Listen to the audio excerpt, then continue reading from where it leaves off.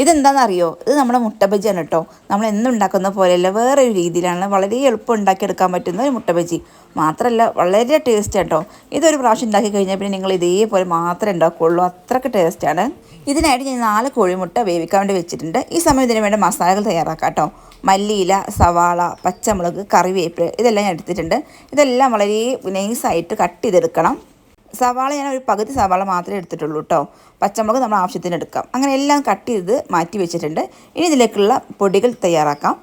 ഒരു 1/4 കപ്പ് കടലമാവാണ് എടുത്തിട്ടുള്ളത്. പിന്നെ 1 ടേബിൾ സ്പൂൺ മൈദ, 1/2 ടേബിൾ സ്പൂൺ അരിപ്പൊടി, പിന്നെ നമ്മുടെ ആവശ്യത്തിനുള്ള സോഡാപ്പൊടി, പിന്നെ ആവശ്യത്തിനുള്ള ഉപ്പ്, പിന്നെ വേണമെങ്കിൽ ഇത് ഓപ്ഷനിലാണ്, ഉണ്ടെങ്കിൽ ടേസ്റ്റ് ആയിരിക്കും. കായപ്പൊടി വളരെ കുറച്ച് ചേർക്കാം, കുറച്ച് മുളക് പൊടി, കുറച്ച് മഞ്ഞൾപ്പൊടി, പിന്നെ വെള്ളം ചേർത്തിട്ട് നമുക്ക് നന്നായിട്ട് മിക്സ് ചെയ്തെടുക്കാം.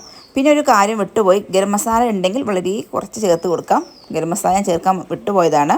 ഇനി നമുക്ക് ഇതിലേക്ക് കുറച്ച് വെള്ളം ചേർത്ത് നന്നായിട്ട് മിക്സ് ചെയ്ത് കട്ടയൊന്നുമില്ലാതെ മിക്സ് ചെയ്തെടുക്കാം. ഒരുപാട് വെള്ളം ഒന്നിച്ച് ഒഴിച്ച് കൊടുക്കരുത്, അപ്പോൾ ലൂസായിട്ട് പോകും. നല്ല ലൂസുമല്ല നല്ല തിക്കും ഇല്ലാത്ത രീതിയിലാണ് ഇത് വേണ്ടത്. ആ മുട്ടയൊന്ന് കവർ ചെയ്യാൻ പാകത്തിനുള്ള ഒരു കട്ടി പോലെയാണ് വേണ്ടത്. ഇതേപോലെയാണ് കേട്ടോ വേണ്ടത്. ഇനി നമ്മൾ നേരത്തെ അരിഞ്ഞു വെച്ചിട്ടുള്ള കട്ട് ചെയ്ത് വെച്ചിട്ടുള്ള നമ്മുടെ മല്ലിയില, കറിവേപ്പില, സവാള, പച്ചമുളക് അത് ഇതിലേക്കിട്ട് നന്നായിട്ട് മിക്സ് ചെയ്ത് കൊടുക്കാം കേട്ടോ. സവാള പകുതി മാത്രം എടുത്താൽ മതി, ഒരുപാട് വേണ്ട ആവശ്യമില്ല. നമ്മൾ എത്രയാണ് എടുക്കുന്നത് അതിനനുസരിച്ച് ചേർക്കാം. ഇത് നമ്മളൊരു 3-4 കോഴിമുട്ടക്കുള്ളതാണ് ചേർക്കുന്നത്.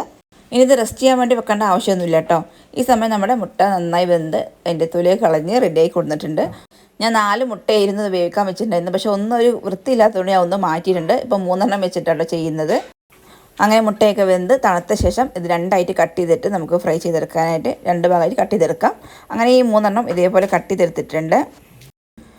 അങ്ങനെ എല്ലാം റെഡി ആയിട്ടുണ്ട്. ഇനി നമുക്ക് നമ്മുടെ മസാലയിലേക്ക് ഇതിട്ടിട്ട് മിക്സ് ചെയ്തെടുക്കാം കേട്ടോ.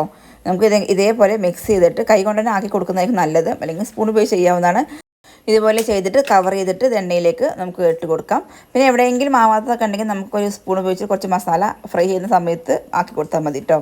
അങ്ങനെ എണ്ണ വെച്ചിട്ടുണ്ട്, എണ്ണ നന്നായി ചൂടായിട്ടുണ്ട്. ഇനി ഇതിലേക്ക് നമുക്ക് ഓരോന്നായിട്ട് ഇട്ട് കൊടുക്കാം. അങ്ങനെ ഇനി നമുക്ക് ഇതിലേക്ക് ഇട്ട് കൊടുക്കാം കേട്ടോ. അതുകൊണ്ട് ഈ ഭാഗത്ത് ആയിട്ടില്ല, അപ്പോൾ നമ്മളിതേ കുറച്ച് സ്പൂൺ ഉപയോഗിച്ചിട്ട് അതിന് മുകളിലേക്ക് ഇങ്ങനെ ആക്കി കൊടുത്താൽ മതി. ഒരു മീഡിയം ഫ്ലെയിമിലിട്ട് വേണം വേവിച്ചെടുക്കാൻ, അല്ലെങ്കിൽ പെട്ടെന്ന് കരിഞ്ഞു പോകും.